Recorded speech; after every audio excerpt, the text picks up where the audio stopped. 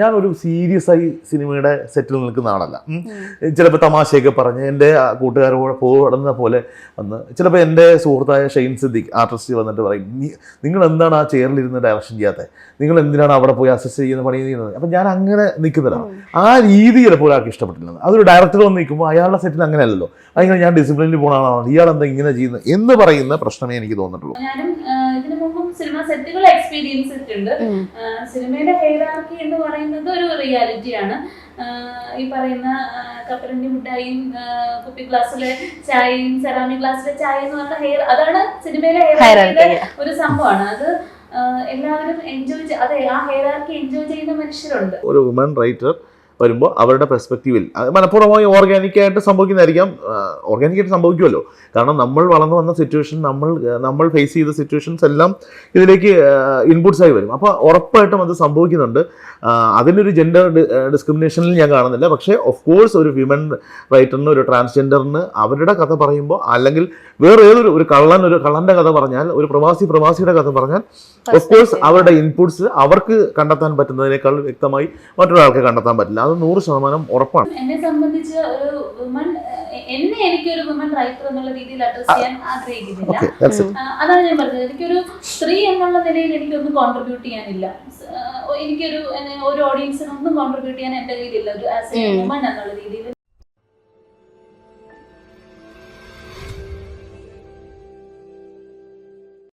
Hello everyone, welcome to Mapstick media. അപ്പോൾ ഇന്ന് നമ്മുടെ ഒപ്പം ഉള്ളത് കള്ളം എന്ന സിനിമയിലെ ഡയറക്ടറും പ്രൊഡ്യൂസറും സ്ക്രിപ്റ്റ് റൈറ്ററും അല്ലേ, കറക്റ്റ് അല്ലേ?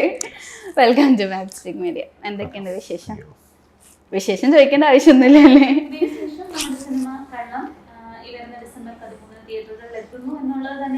ഏറ്റവും വലിയ വിശേഷം. അപ്പോൾ നമ്മുടെ സിനിമയെ പറ്റിയിട്ട് കൂടുതൽ പറയാമോ? എന്താണ് നമ്മുടെ ശരിക്കും കള്ളം എന്ന സിനിമ? നമുക്ക് ഡയറക്ടേഴ്സാണോട് ആദ്യം ചോദിക്കാം അല്ലേ? നമ്മുടെ ഒരു പതിഞ്ഞ താളത്തിൽ പോകുന്ന ഒരു ഇൻവെസ്റ്റിഗേറ്റീവ് സിനിമ തന്നെയാണ്, ഒരു ഇൻവെസ്റ്റിഗേഷൻ മൂവി എന്ന് തന്നെ പറയാം. പക്ഷേ അതൊരു പോലീസ് ഇൻവെസ്റ്റിഗേഷനോ പോലീസ് ഇൻവോൾവ് ചെയ്തിട്ടുള്ള ഒരു ഇൻവെസ്റ്റിഗേഷനോ ഒന്നല്ല. ഒരു ഗ്രാമത്തിലേക്ക് 2 ജേർണലിസ്റ്റുകൾ വരുന്നതും അവരുടെ സ്വകാര്യ ജീവിതം കൂടി നമ്മൾ ജസ്റ്റ് ഒരു ലെയർ പോലെ പറഞ്ഞുകൊണ്ട് ഒരു ഇൻവെസ്റ്റിഗേഷൻ പോവുകയാണ്. ഒരു കുട്ടിയുടെ മരണവുമായി ബന്ധപ്പെട്ട ഒരു ഇൻവെസ്റ്റിഗേഷനാണ്. പക്ഷേ ആ സിനിമ പോകെ ആ കാര്യങ്ങൾ ചുരുളഴിയുന്നതിനോടൊപ്പം ആ സിനിമ മറ്റൊരു ലെയറിലേക്ക് കടക്കും. ആ കാര്യങ്ങളിലേക്ക് കടക്കുമ്പോഴാണ് ഈ കില്ലർ ആരെന്നതിനപ്പുറം ഒരു റീസൺ ഉണ്ട്. ആ റീസണിങ്ങിലേക്കാണ് നമ്മുടെ കോർ കിടക്കുന്നത്. ആ കോറാണ് എന്നെ ഈ സിനിമയിലേക്ക് ആകർഷിച്ച ഘടകവും. ആര്യ വന്ന് എന്നോട് ഈ കഥ പറയുമ്പോൾ ആര്യ എന്നോട് പറയുന്ന ഈ കഥയിൽ എനിക്ക് ആ കോർ ഭയങ്കര ഇമ്പോർട്ടൻ്റ് ആയി തോന്നി. അതിലേക്കുള്ള ഒരു ഇമോഷൻ, നമ്മുടെ സാധാരണ ഇൻവെസ്റ്റിഗേറ്റീവ് സിനിമ എടുത്താൽ നമ്മൾ ഒറ്റയടിക്ക് അതിലൊരു കില്ലർ ആരാണെന്നും വൈ ഡൺ ഇറ്റുമാണ് വരുന്നത്, അല്ലെങ്കിൽ ഹൂ ഡൺ ഇറ്റ്. ഇതിനപ്പുറത്തേക്ക് ആ റീസൺ ഭയങ്കര കോർ ടച്ചിങ് ആണ്. അതൊരു സോഷ്യൽ ഇഷ്യൂ ആണ് എന്ന് തോന്നിയെടുത്ത് എനിക്ക് ഈ സിനിമ ഭയങ്കരമായി ഞാൻ സ്ട്രൈക്ക് ചെയ്തു. എനിക്കത് ചെയ്യേണ്ടത് സിനിമയാണെന്ന് തന്നെ തോന്നി. അപ്പോൾ ഇത്രയും ഭയങ്കര സോഷ്യൽ റെലവൻ്റ് ആയ ഒരു കഥയാണ് കൊണ്ടുവന്നത്. എങ്ങനെയാണ് ഈ ഒരു കഥ അല്ലെങ്കിൽ നമ്മുടെ കള്ളം എന്ന സിനിമയിലോട്ട് എത്തുന്നത്? ഒന്ന്, ഒരു സോഷ്യലി റിലവൻ്റ് ആയിട്ടുള്ളൊരു സബ്ജക്റ്റ് പറയാൻ വേണ്ടി അല്ല, ബേസിക് തോട്ട് ഇതിൻ്റെ ഒരു ഇൻവെസ്റ്റിഗേഷൻ പാർട്ട് തന്നെയാണ്. ആ ഒരു കഥ ആ ഒരു രീതിയിൽ കഥ പ്ലേസ് ചെയ്യുക. ഒരു 16 വയസ്സായൊരു പെൺകുട്ടി, ഒരു +1 പഠിക്കുന്ന ഒരു പെൺകുട്ടി കൊല്ലപ്പെടുന്നതും അവളെ അതിനെ തുടർന്നുള്ള ഒരു അന്വേഷണങ്ങളുമാണ്. അതിനെ തുടർന്ന് ഒരു പോലീസ് അന്വേഷണമല്ല. ഞാൻ ആദ്യം ഈ ഒരു സിനിമ എഴുതുന്ന സമയത്ത് എനിക്കിതൊരു ഡോക്യുമെന്ററി സ്റ്റൈലിൽ പ്രസന്റ് ചെയ്യണം എന്നുള്ളതായിരുന്നു ആഗ്രഹം. ആ ഒരു വേ ഓഫ് പ്രസന്റേഷൻ ആണ്. പക്ഷെ ഒരു സ്റ്റേജിൽ എനിക്ക് മനസ്സിലായ, ഒരു സ്റ്റേജിൽ എനിക്ക് തോന്നി ഈ ഡോക്യുമെന്ററി ഒക്കെ ഒരു നീഷ് ഓഡിയൻസിന് മാത്രമായിരിക്കും ചിലപ്പോൾ അത് ആക്സെപ്റ്റ് ചെയ്യുന്നത്. എനിക്ക് നമ്മളൊരു ആദ്യമായിട്ടൊരു സിനിമ ചെയ്യുമ്പോൾ എൻ്റെ അച്ഛനും അമ്മയും വന്നിരുന്ന് കണ്ടാൽ അവർക്ക് മനസ്സിലാകുന്ന രീതിയിൽ ഞാനൊരു സിനിമ ചെയ്യണം എന്നുള്ളൊരു ബേസിക് തോട്ടിൽ നിന്നാണ് പിന്നീട് അത് ഒരു സിമ്പിൾ ഒരു അല്ലാത്തൊരു അന്വേഷണം. പക്ഷെ അതൊരു പോലീസ് അന്വേഷണത്തിലേക്ക് പോകരുത്. ഇവിടെ ഈ ഒരു ഇതിന്റെ ഒരു ഇതിലെന്ന് പറയുമ്പോൾ നമ്മുടെ ഈ എവിഡൻസുകളോ അതിനൊന്നും ഒരു ഇമ്പോർട്ടൻസ് ഇല്ലാതെ മറ്റു കാര്യങ്ങൾ, ആൾക്കാരുടെ ഇമോഷൻസുകളിലൂടെയാണ് ഓരോരുത്തരിലേക്കും കഥ പോകുന്നത്. അപ്പോൾ വളരെ സത്യസന്ധമായി പറഞ്ഞാൽ ഇതിന്റെ ഒരു ബേസിക് തോട്ടിലൊന്നും ഈ സോഷ്യലി റിലവന്റ് ആണ് അല്ലെങ്കിൽ ഈ ഒരു സ്ത്രീപക്ഷമാണെന്നുള്ള സംഭവം ഒന്നും ഇല്ല. ഇതിന്റെ ഒരു അവസാന ഘട്ടങ്ങളിലാണ് ഞാൻ പല വിഷയങ്ങളും ആലോചിച്ചു. അങ്ങനെയാണ് ഇത് പ്ലേസ് ചെയ്യുന്നത്. ഒരുപാട് സംഭവങ്ങൾ മനസ്സിലുണ്ടായിരുന്നു, പക്ഷെ വളരെ കൺവിൻസിംഗ് ആയ ഒരു സാധനം എനിക്ക് തന്നെ തോന്നി. ഞാൻ ഒരുപാട് സിനിമകൾ കാണുന്ന, ഒരുപാട് സിനിമകൾ കണ്ട് വിമർശിക്കുന്ന ഒരാളാണ്. അപ്പൊ നമ്മളെ സംബന്ധിച്ച് നമ്മളെയും കൂടി സാറ്റിസ്ഫൈ ചെയ്യുന്ന ഒരു സാധനം നമുക്ക് കിട്ടണം. നമ്മളെല്ലാ സിനിമകളും കണ്ട് വളരെ രീതിയിൽ ക്രിട്ടിസൈസ് ചെയ്തിട്ട് നമ്മളെ അറ്റ്ലീസ്റ്റ് നമ്മളെങ്കിലും സാറ്റിസ്ഫൈ ചെയ്യുന്ന ഒരു റീസൺ നമുക്ക് കൊണ്ടുവരണം. അങ്ങനെ കുറേ സമയങ്ങളിൽ ആലോചിച്ച് കിട്ടിയൊരു സംഭവമാണ്. എന്നാൽ നമ്മുടെ കഥയുമായി ചേർന്ന് പോവുകയും വേണം. കെട്ടി നിൽക്കുന്നതാകരുത് എന്നുള്ളൊരു ആഗ്രഹം കൂടി ഉണ്ടായിരുന്നു. അപ്പോൾ നമ്മൾ ഒരു പൊളിറ്റിക്സ് മുന്നിൽ കണ്ടിട്ട്, അല്ലെങ്കിൽ നമ്മളൊരു വിഷയം സോഷ്യൽ ഇഷ്യൂ, ഈ സോഷ്യൽ ഇഷ്യൂ പറയാൻ ഒരു സിനിമ എന്നുള്ളത് അല്ല നമ്മുടെ രീതി. അതല്ല, നമുക്കൊരു കഥ പറയണം. ആ കഥയിൽ എന്തെങ്കിലും ഉണ്ടായാൽ ഓക്കെ എന്നുള്ളതാണ്. ഇപ്പൊ പൊതുവെ നമ്മൾ പറയാറുണ്ട് ഇഷ്ടംപോലെ ത്രില്ലേഴ്സ് നമ്മുടെ മലയാളത്തിൽ തന്നെ ഉണ്ട്. അപ്പോൾ പലരും കണ്ടു കഴിഞ്ഞാൽ പറയും, ഇത് നമുക്ക് എക്സ്പെക്റ്റ് ചെയ്യാൻ പറ്റുന്നതായിരുന്നു, ഇങ്ങനെ ആയിരിക്കും ഇതിൻ്റെ ക്ലൈമാക്സ്. അപ്പോൾ ശരിക്കും പറഞ്ഞാൽ ഏറ്റവും വലിയൊരു ത്രില്ലറിൻ്റെ മെയിനായിട്ടുള്ള കാര്യം എന്ന് പറയുന്നത് അവർക്ക് എക്സ്പെക്റ്റ് ചെയ്യാൻ പറ്റരുത്. ആ ഒരു എലമെൻറ്റ് നമ്മുടെ സിനിമയിലോട്ട് കൊണ്ടുവരാൻ പറ്റിയിട്ടുണ്ടോ? ലൈക്ക് ആൾക്കാർക്ക് എക്സ്പെക്ട് ചെയ്യാനോ ഒന്നും പറ്റും. തീർച്ചയായിട്ടും ആ സർപ്രൈസ് എലമെന്റ് ഞാൻ പറയില്ല, ഈ ഹൂ ഡൺ ഇറ്റ് എന്നുള്ള സർപ്രൈസ് എലമെന്റിന്റെ അപ്പുറമാണ് സിനിമ എന്നാണ് ഞാൻ വിശ്വസിക്കുന്നത്. അതിന്റെ റീസണിങ്ങിലേക്ക് പോകുമ്പോൾ അത് നമുക്കൊരു ഫ്രഷ്നെസ് കൊണ്ടുവരുമെന്നാണ് വിചാരിക്കുന്നത്. അതിനപ്പുറത്തേക്ക് ആര് കൊന്നു ചിലപ്പോൾ നിങ്ങൾ ഗസ് ചെയ്തോളൂ. ഞാൻ പറയുന്ന ആ റീസൺ എന്താണെന്നുള്ളത് ഗസ് ചെയ്യുമെന്നല്ല പറയുന്നത്, ഗസ് ചെയ്യാൻ പറ്റിയാലും ആ റീസൺ എന്താണെന്നുള്ളതായിരിക്കും ഒരു ന്യൂ എന്ന് പറയാൻ നമ്മൾ ശ്രമിച്ചിട്ടുള്ളത്. അത് പറഞ്ഞെത്തിക്കുക എന്നുള്ളതാണ് അതിന്റെ ഒരു പോയിന്റ് ആയിട്ട് ചിന്തിച്ചിട്ടുള്ളത്. ഞാൻ അല്ല ഓഫ് കോഴ്സ് നമ്മളത് ഇപ്പൊ അത്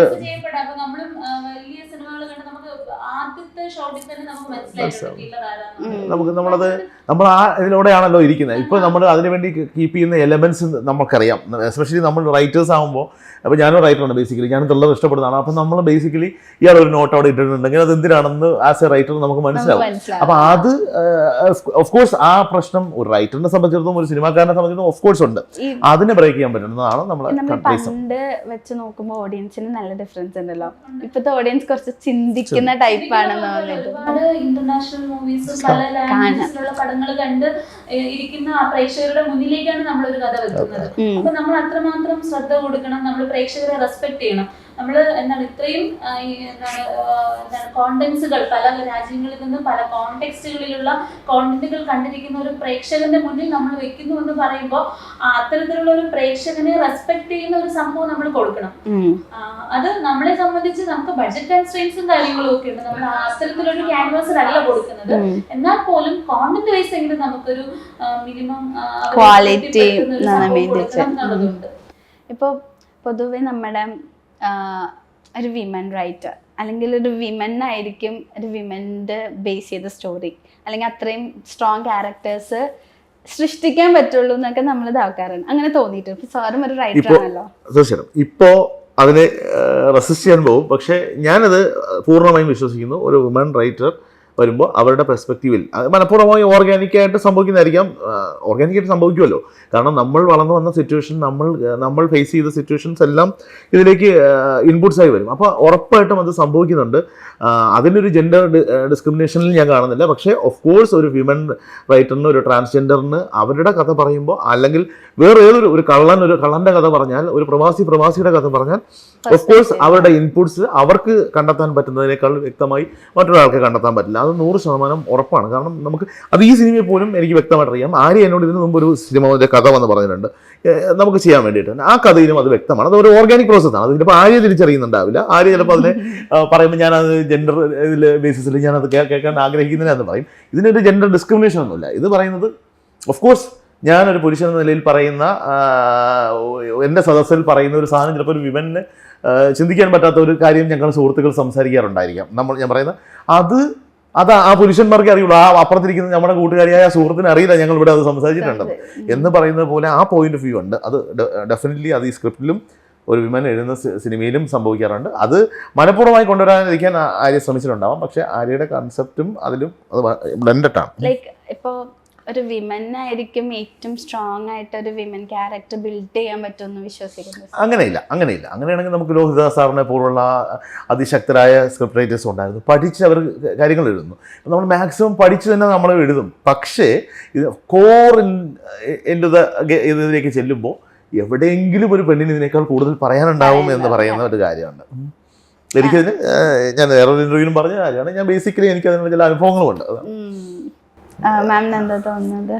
എനിക്ക് ആക്ച്വലി ചേട്ടൻ പറയുന്ന കാര്യങ്ങളിലും ചില എന്താണ് ജസ്റ്റിഫിക്കേഷൻസ് ഉണ്ട്. എന്നാൽ പോലും എന്നെ സംബന്ധിച്ച് ഒരു വുമൺ എനിക്കൊരു വുമൺ റൈറ്റർ എന്നുള്ള രീതിയിൽ അഡ്രസ് ചെയ്യാൻ ആഗ്രഹിക്കുന്നില്ല. അതാണ് ഞാൻ പറഞ്ഞത്. എനിക്കൊരു സ്ത്രീ എന്നുള്ള നിലയിൽ എനിക്കൊന്നും കോൺട്രിബ്യൂട്ട് ചെയ്യാനില്ല.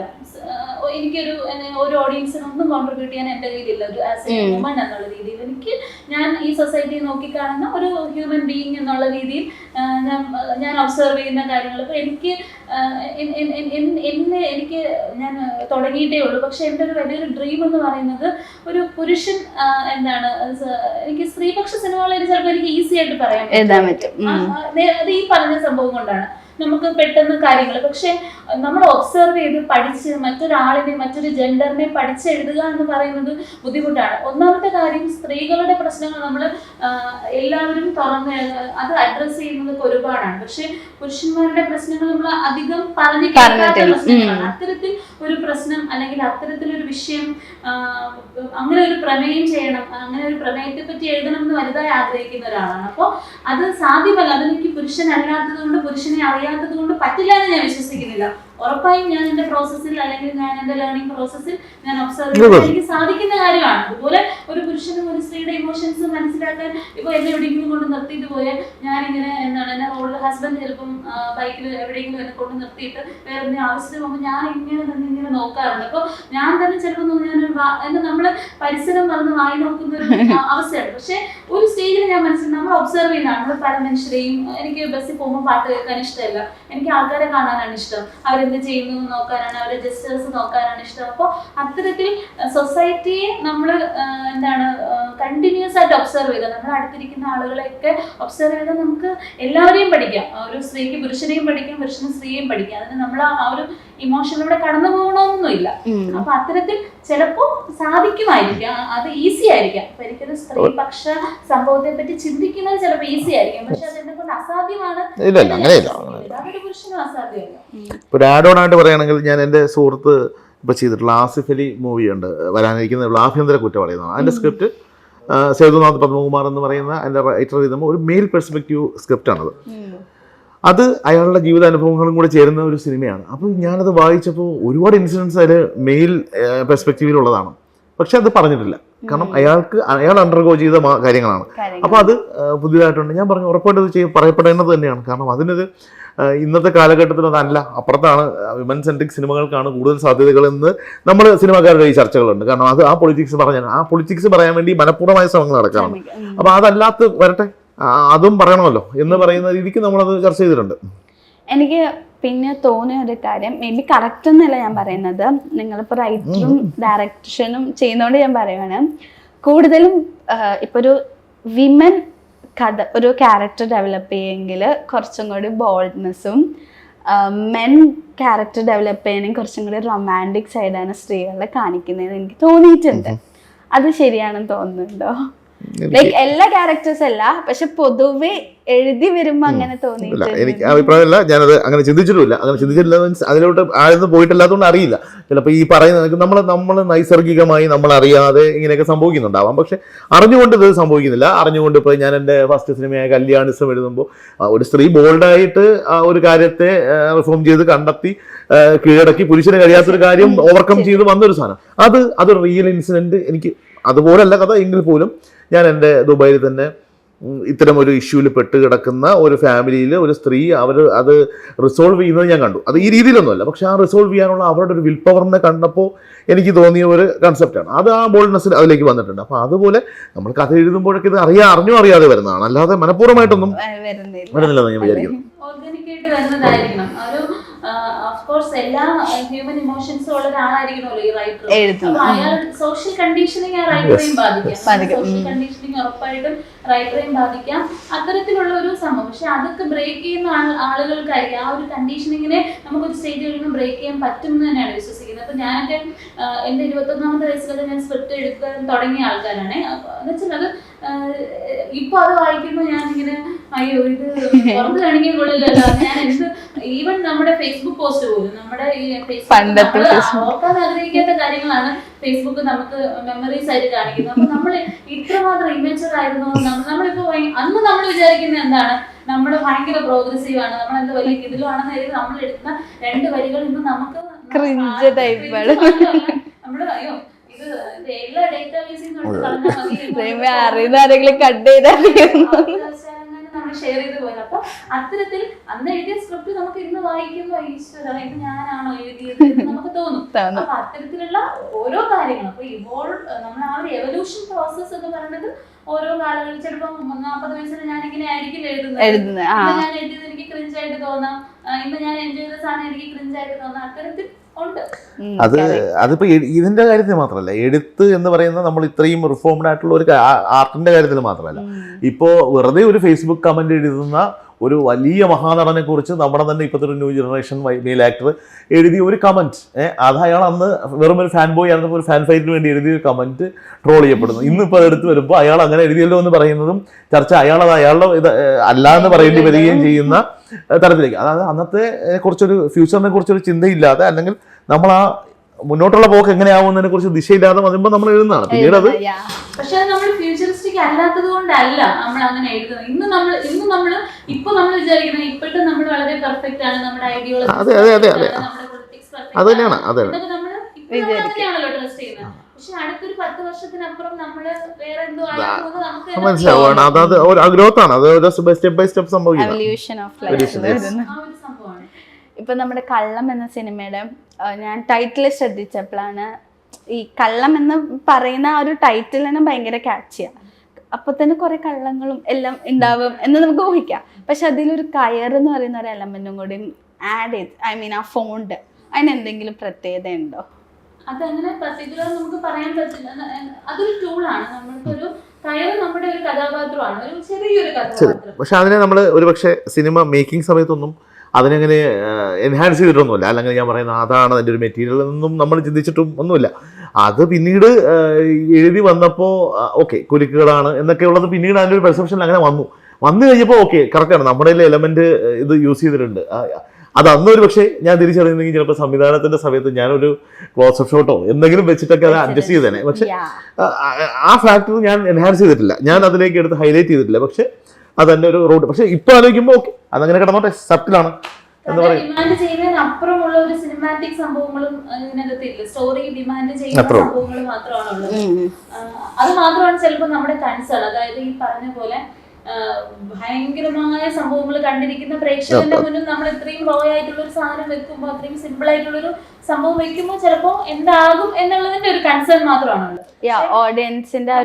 നമ്മുടെ ഓഡിയൻസിനെ ട്രസ്റ്റ് ചെയ്യുന്നു, റെസ്പെക്ട് ചെയ്യുന്നു. അത് തെളിയിച്ച ഓഡിയൻസ് ആണല്ലോ മലയാളം എന്ന് പറയുന്നത്. അത് തെളിയിച്ച ഓഡിയൻസ് ആണ്. ഓണത്തിന് പോലും ഓണപ്പടങ്ങൾ എന്ന് പറയുമ്പോൾ നമുക്ക് ഭയങ്കര വേറൊരു ലെവൽ ഓഫ് പടങ്ങളാണ്. ആ സമയത്ത് പോലും കിഷ്കിന്ദ പോലെയുള്ള പടങ്ങളൊക്കെ റൺ ചെയ്തത് അതുപോലെ ഒരു എന്താണ് സ്ലോ പേസിൽ പോകുന്ന ആ ഒരു ബീറ്റിലുള്ള ഒരു പടം അക്സെപ്റ്റ് ചെയ്തു എന്ന് മാത്രമല്ല, അത് സെലിബ്രേറ്റ് ചെയ്തു എന്ന് പറയുന്നത് വേറൊരു ലെവലിലേക്ക് പോയല്ലോ. എന്ന് വെച്ചിട്ട് അസാധ്യമായ അത്തരം ഇതൊന്നുമുള്ള സിനിമയല്ല നമ്മളതൊരു റോ ആയിട്ടൊരു സാധനം പറയുന്നു, നമ്മളത് ഏറ്റവും മിനിമലിസ്റ്റിക് ആയിട്ട് തന്നെ പറഞ്ഞു പോയിരിക്കുകയാണ്. പക്ഷെ ആ ട്രാക്കിങ്ങിൽ അത് കാര്യങ്ങൾ കൂടുതൽ അടുത്തറിയുമ്പോൾ നമുക്കൊരു ഇമോഷൻ അതിൻ്റെ പേരിൽ ഫീൽ ചെയ്യണം. ആ ഇമോഷൻ ഫീൽ ചെയ്യുമെന്നാണ് വിചാരിക്കുന്നത്. ആ ഇമോഷൻ ഫീൽ ചെയ്താൽ നമ്മൾ വിജയിച്ചു. അത് ബാക്കി നമുക്ക് നമ്മുടെ കയ്യിലല്ല. അത് കാരണം ഇതിന് മുമ്പും നമ്മളിത് ചെയ്തിട്ടുണ്ട്, ശ്രമിച്ചിട്ടുണ്ട്, പരാജയപ്പെട്ടിട്ടുണ്ട്. അപ്പോൾ അതുകൊണ്ട് ഒരു ശ്രമമാണ്. പക്ഷെ ഇത്തവണ അത് ഒത്തിരി ബെറ്റർ വേയിലായിരിക്കും എന്നാണ് ഞാൻ വിചാരിക്കുന്നത്. ഇപ്പൊ നമ്മളിപ്പോ കഥ എഴുതുമ്പോഴും അല്ലെങ്കിൽ ഒരു ക്യാരക്ടറിനെ പറ്റി കഥ കേൾക്കുമ്പോഴാണെങ്കിലും എങ്ങനെ ഒരു ഇന്ന ആളായിരിക്കും ഇന്ന ക്യാരക്ടർ എന്ന് ആപ്റ്റ് എന്ന് എങ്ങനെ ഡിസൈഡ് ചെയ്യുന്നത്? ഇപ്പൊ ഇതിലത്തെ ക്യാരക്ടേഴ്സിനെ എങ്ങനെ സെലക്ട് ചെയ്തത്? ചില ക്യാരക്ടേഴ്സ് നമുക്ക് എഴുതുമ്പോൾ തന്നെ ചിലപ്പോൾ മനസ്സിലുണ്ടായിരിക്കും, ചിലരെ പറ്റി ഒരു ഐഡിയ ഉണ്ടാവില്ല. അത്തരം അങ്ങനെയാണ് എനിക്ക് പൊതുവെ അങ്ങനെയാണ്. എനിക്ക് എഴുതുമ്പോൾ അറിഞ്ഞോ അറിയാതെയോ ഒരു നടനൊക്കെ കയറി വരാറുണ്ട്. ആ നടൻ കയറി വന്നാൽ പിന്നെ അയാളെ പിടിച്ചങ്ങ് പോവും. പിന്നീട് അത് ഞാൻ എഴുത്തുകാരനായി എന്നെ കുറിച്ച് പറയണം. അതല്ലാതെ വരുമ്പോൾ പിന്നെ അയാൾക്ക് വേണ്ടി മാറ്റി എഴുതും. ഇപ്പം ഞാൻ ആദ്യം ഇപ്പം മറുവശം എന്ന എൻ്റെ സ്ക്രിപ്റ്റ് ഇപ്പോൾ വരാനിരിക്കുന്ന സിനിമ എഴുതുന്നത് ഇന്ദ്രസേട്ടനെ ബേസ് ചെയ്തിട്ടാണ്.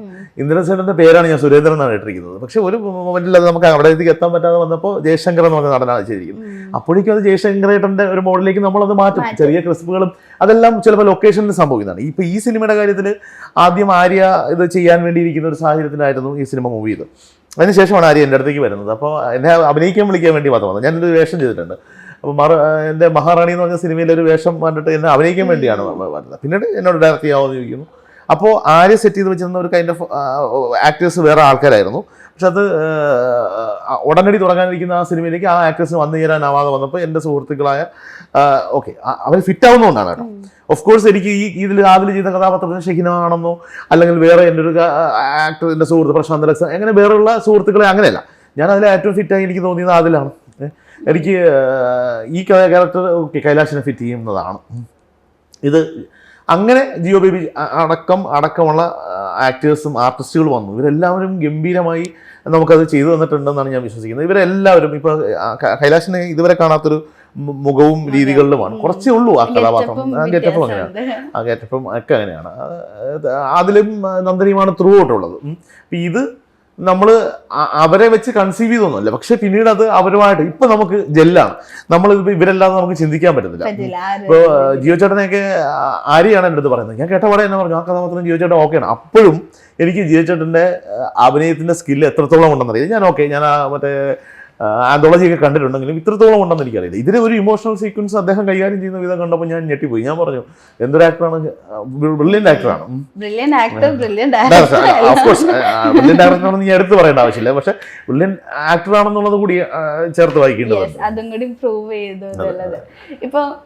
ഇപ്പൊ ജിയോ ബേബി സാർ എന്ന് പറയുന്ന ഒരാള് സോഷ്യലി റെലവെന്റ് ആയിട്ടുള്ള ടോപ്പിക്സ് ബേസ് ചെയ്തിട്ട് മൂവി ചെയ്യുന്നു. ഇപ്പൊ ഗ്രേറ്റ് ഇന്ത്യൻ കിച്ചൺ, കാതൽ, അതൊക്കെ ഭയങ്കര എക്സ്പെരിമെന്റൽ ഓൾസോ. അപ്പോൾ ഇപ്പം ഈ ഒരു മൂവി ആണെങ്കിലും സോഷ്യലി റെലവെന്റ് ആയിട്ടുള്ള ഇഷ്യൂസ് പറയേണ്ടതാണ്. അപ്പോൾ സാറായിട്ട് ഡിസ്കസ് ചെയ്തപ്പോൾ ആളുടെ ഒപ്പീനിയൻ എങ്ങനെയായിരുന്നു ഈ സിനിമയെ കുറിച്ചോ? അതോ ഈ സിനിമയെ കുറിച്ച്? അല്ല, ഇദ്ദേഹം ഞാൻ കൂടുതലും ആദ്യം ഈ കഥയും കാര്യങ്ങളൊക്കെ കമ്മ്യൂണിക്കേറ്റ് ചെയ്തത് ആര്യ തന്നെ ആയിരുന്നു, ജിയോ ചേട്ടനുമായിട്ട്. കാരണം ജിയോ ചേട്ടൻ എന്ന് പറയുന്ന ഓപ്ഷൻ തന്നെ ആര്യാണ് എന്നോട് പറയുന്നത്. ജിയോ ചേട്ടനോട് ഞാൻ ജസ്റ്റ് സംസാരിച്ചിട്ടുണ്ടെന്ന് പറഞ്ഞിട്ടാണ് വരുന്നത്. അതിനുശേഷം ഞാൻ വിളിക്കുന്നത് ഇങ്ങനെ ഒരു ഓപ്ഷൻ ഉണ്ട്, സാറ് ചെയ്താൽ നന്നായിരിക്കും എന്നുള്ളൊരു ഇതുണ്ട്. പക്ഷെ കാതലൊക്കെ റിലീസായി സാർ ഒരു എന്താണ് വലിയൊരു സമയത്താണ്, സാർ ഒരു ഹൈ ടൈമിലാണ് ഞാൻ വിളിക്കുന്നത്. അപ്പൊ എന്നെ പോലെ ഒരാള് ഒരു ചോദിച്ച ബാക്ക്ഗ്രൗണ്ട് ഒന്നും പറയാനില്ലാത്ത ഒരാൾ വിളിക്കുമ്പോൾ എന്താകുമെന്നുള്ള കൺഫ്യൂഷൻ ഞാനിങ്ങനെ പലതവണ ഫോൺ എടുത്ത് വെച്ചിട്ട് വിളിക്കണോ വേണ്ടേ എന്നൊക്കെ ആലോചിച്ചിട്ടുണ്ട്. പക്ഷെ ഒരു ദിവസം രണ്ടും കൽപ്പിച്ച് ഞാൻ വിളിച്ചു. സാർ ഇങ്ങനെ ഒരു സിനിമ ചെയ്യുവാണ്, സാറിന് ചെയ്യാൻ പറ്റും, ഞാൻ ഉറപ്പായിട്ട് വരെ ഞാൻ ആ സമയത്ത് അവൈലബിൾ ആണ്, ഞാൻ ഉണ്ടാവും എന്ന് പറഞ്ഞു. സ്ക്രിപ്റ്റ് ഒന്ന് വോയിസ് നോട്ടായിട്ട് ഒന്ന് കഥ പറയുമെന്ന് പറഞ്ഞു. അപ്പോൾ കഥ പറഞ്ഞു കഴിഞ്ഞപ്പോൾ പുള്ളി പറഞ്ഞു ഓക്കെയാണ്, ചെയ്യാമെന്ന് പറഞ്ഞു.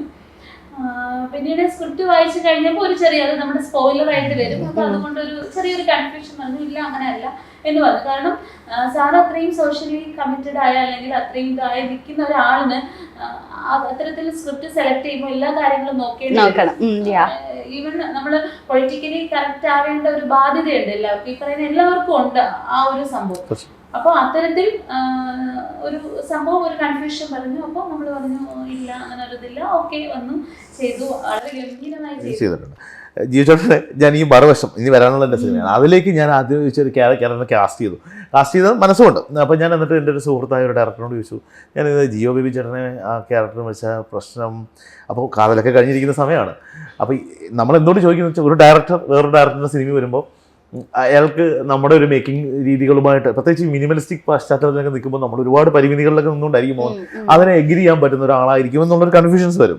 അപ്പോൾ അതിൻ്റെ ബേസിൽ ഞാൻ എൻ്റെ സുഹൃത്തിനോട് ചോദിച്ചപ്പോൾ അതിന് പറഞ്ഞു വെക്കാതിരിക്കുന്നതായിരിക്കും നല്ലത്. അത് ചിലപ്പോൾ വന്നിട്ട് ഇവിടെ തലവേദന എന്ന് വെച്ചാൽ വേറെ അദ്ദേഹം തലവേദന ഉണ്ടാകുമെന്നുള്ളതല്ല, ആ സിനിമ മേക്കിംഗ് രീതികൾ ആയിട്ട് ചിലപ്പോൾ മാച്ചായി പോയില്ലെങ്കിലോ എന്നുള്ളതാണ്. അങ്ങനെ ഞാൻ വിളിക്കാതെ പോയ ഒരാളാണ് അത്. അടുത്ത സിനിമയിൽ നമ്മൾ വരുമ്പോൾ എനിക്ക് ഏറ്റവും ഈസിനെസ് ഉണ്ടാക്കി തന്ന ഒരു ആർട്ടിസ്റ്റാണ്. ആർട്ടിസ്റ്റ് എന്ന നിലയിൽ മാത്രമല്ല എന്നോട് പറയുന്നത്, ആടാ ഞാൻ ഈ രീതിക്കൊക്കെ ചെയ്തു വന്നതാണ്, എനിക്കും ഇത് നന്നായി വർക്കാവുന്ന അത് നല്ലതാണ്. ഒരു സീനൊക്കെ എടുത്ത് കഴിയുമ്പോൾ പുള്ളി ഇത് മതിയല്ലോ, ഇനിയിപ്പോൾ എടുക്കണ്ടല്ലോ, നമുക്ക് ഇനി അതിൻ്റെ ആവശ്യമില്ലല്ലോ, അല്ലേ, സെറ്റാണത് എന്ന് പറയുമ്പോൾ നമുക്ക് നമ്മുടെ കോൺഫിഡൻ്റ് ആണ്. അത് കഴിഞ്ഞിട്ട് നമ്മളോട് അടുത്ത പരിപാടി ഉണ്ടെങ്കിലും വിളിക്കണമെന്ന് പറഞ്ഞിട്ട് പോകുന്ന ഒരു ഏരിയയിൽ നമ്മളും ഹാപ്പിയാണ്. അപ്പോൾ ആ ഏരിയ കഴിയുമ്പോഴാണ് എനിക്കും ഓക്കെ ഡൺ, നമ്മളും പുള്ളിയുടെ കൂടെ വർക്ക് ചെയ്യുമ്പോൾ നമുക്ക് വേറെ പ്രശ്നങ്ങളൊന്നും ഇല്ലാതെ നമുക്കത് മാനേജ് ചെയ്യാൻ പറ്റി എന്ന് പറയുന്നത് ഒരു ഹാപ്പിനെസ് ആണ്. ഞാൻ പറയുന്ന അദ്ദേഹം ഒരു പ്രൂഡ് ഡയറക്ടർ.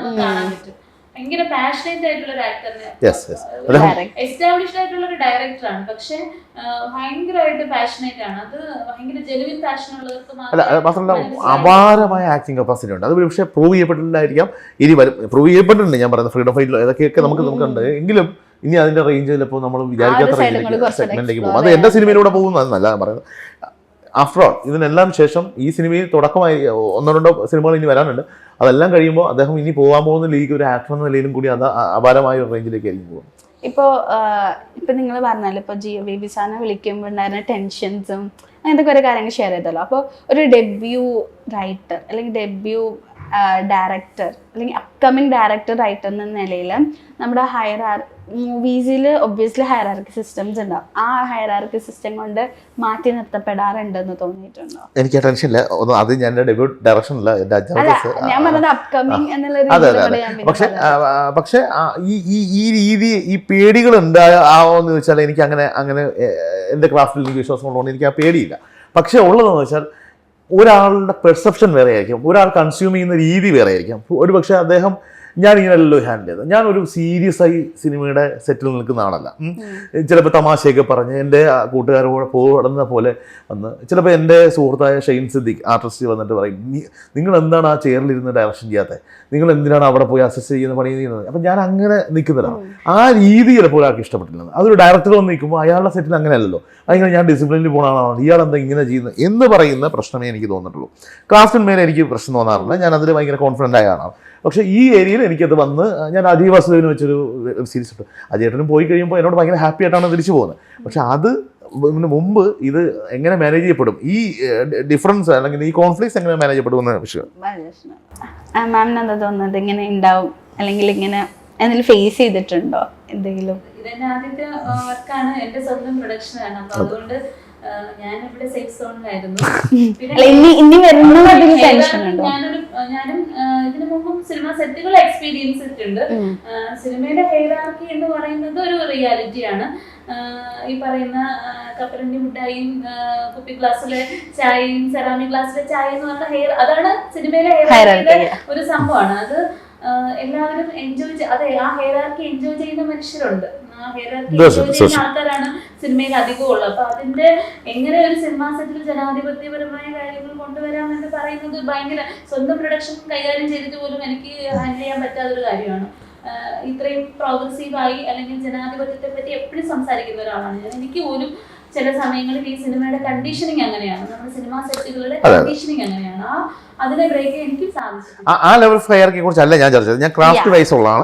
ആ level of hierarchy definitely there. അത് നമുക്ക് ഒരാൾക്ക് വന്ന് ബ്രേക്ക് ചെയ്ത് മാറ്റാൻ പറ്റില്ല. പക്ഷെ ഞാൻ എനിക്കിപ്പോൾ സ്റ്റീൽ ഗ്ലാസ്സിൽ ചായ കുടിക്കാൻ തയ്യാറായിട്ട് ഞാൻ സ്റ്റീൽ ഗ്ലാസ് വാങ്ങിച്ച് കുടിക്കുന്ന ആളാണ്. അങ്ങനെ അത് കാണിച്ചു കൊടുക്കാനേ പറ്റുള്ളൂ. പക്ഷെ അതെല്ലാവരും ഫോളോ അപ്പ് ചെയ്തു. അപ്പൊ അത് ഇതൊക്കെ ഇതിങ്ങനെ സിസ്റ്റം മാറി മാറി വരും. തൊട്ടുകൂടായ്മ എന്ന് പറയുന്നതൊക്കെ മാറിയതുപോലെ ഇതും കുറെ കാലം കഴിയുമ്പോൾ മാറി മാറി വരും. ഇതങ്ങനെ അടിഞ്ഞുകൊണ്ടിരിക്കുകയാണ്.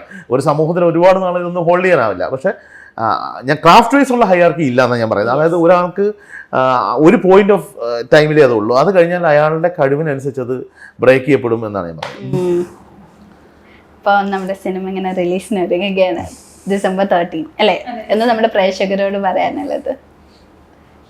സിനിമ കാണുക എന്ന് പറഞ്ഞാൽ ഏത് സോഴ്സിലൂടെയും നിങ്ങളിലേക്ക് അത് എത്തിക്കാൻ പറ്റും എന്നാണ് ഞാൻ പറയുന്നത്. അത് കാണാനുള്ള ഒരു ത്വര ജനങ്ങൾക്കുണ്ടായാൽ മാത്രമേ ഇത് കാണുള്ളൂ. നമ്മളാരും പ്രാർത്ഥിച്ചിട്ട് പറഞ്ഞിട്ട് ആരും കാണില്ല. അപ്പോൾ അതുകൊണ്ട് അങ്ങനെ കാണണേ എന്നല്ല ഞാൻ പറയുന്നത്, കാണാനുള്ള എലമെന്റ്സ് ഉണ്ടെന്ന് ഞാൻ വിശ്വസിക്കുന്നു. കാണാൻ നിങ്ങൾക്ക് തോന്നുകയാണെങ്കിൽ തീർച്ചയായിട്ടും ഈ സിനിമ കാണണം, അത്രേ ഉള്ളൂ. സിനിമ മാജിക്കാണ് അത്. നമുക്ക് പിന്നെ റിലീസ് ആവുന്ന സമയത്ത് മാത്രം സംഭവിക്കുന്ന ഒരു സംഭവമാണ്. അപ്പോൾ ആ സമയത്ത് പ്രേക്ഷകർക്ക് എന്ത് തോന്നുന്നു എന്നുള്ളത് നമ്മൾ അക്സെപ്റ്റ് ചെയ്യും. പറഞ്ഞ പോലെ തന്നെ സിനിമ വിജയകരമായിട്ട് ആശംസിക്കുന്നു. നിങ്ങളുടെ സൈഡിൽ നിന്ന് ഇനി നല്ല നല്ല പ്രൊജക്ട്സ് വരട്ടെ എന്ന് ആശംസിക്കുന്നു. Thank you so much. Thank you. Thank you. Nice.